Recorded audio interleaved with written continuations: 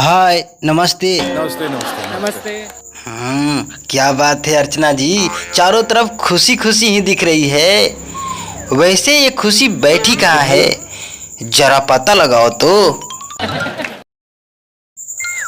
वैसे इतनी ही खुशी का माहौल उस दिन भी बना हुआ था जब नीरज चोपड़ा गोल्ड मेडल अपने देश के लिए लाए थे। और जब मोदी जी नीरज चोपड़ा को सम्मानित करने के लिए स्टेज पे बुलाए और बोले, नीरज बाबू, आज आपने देश के लिए गोल्ड मेडल लाया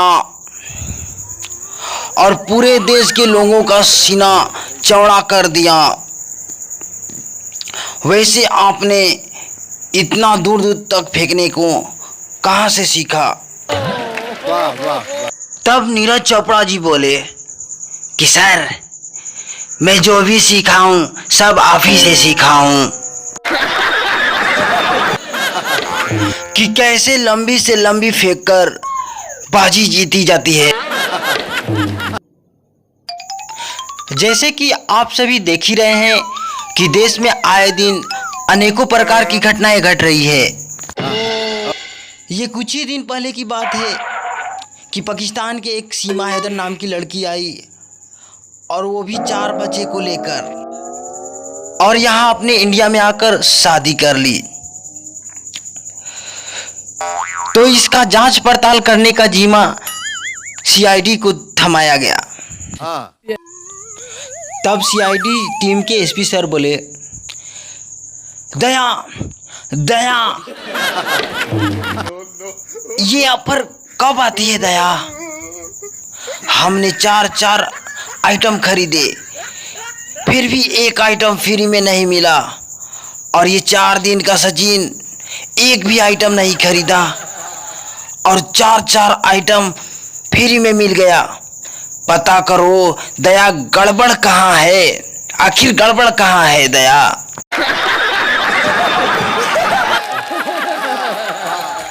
वैसे अर्चना जी, प्यार में लोग सरहदें पार कर रहे हैं और हमने प्यार में सारी हदें पार कर दी थी।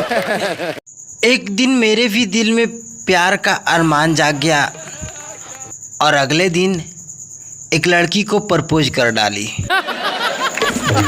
और प्रपोज के बाद मुझे करारा जवाब मिला, इतना करारा जवाब मिला कि 3 दिन तक मेरे कमर से उठी नहीं जा रही थी। लेकिन मैं ठहरा मेहनती आदमी, हार कहाँ मानने वाला था। अगले दिन फिर ट्राई किया और फिर एक लड़की को प्रपोज कर दिया नहीं करता। और उसके तरफ से ठीक उसी प्रकार उससे भी ज्यादा करारा जवाब मिला, जिसके कारण मैं 4 दिन तक बुखार पड़ा रहा। अब इन सभी चीजों को देखकर मेरा दोस्त बोला कि भाई, ये सब तुम छोड़ क्यों नहीं देते?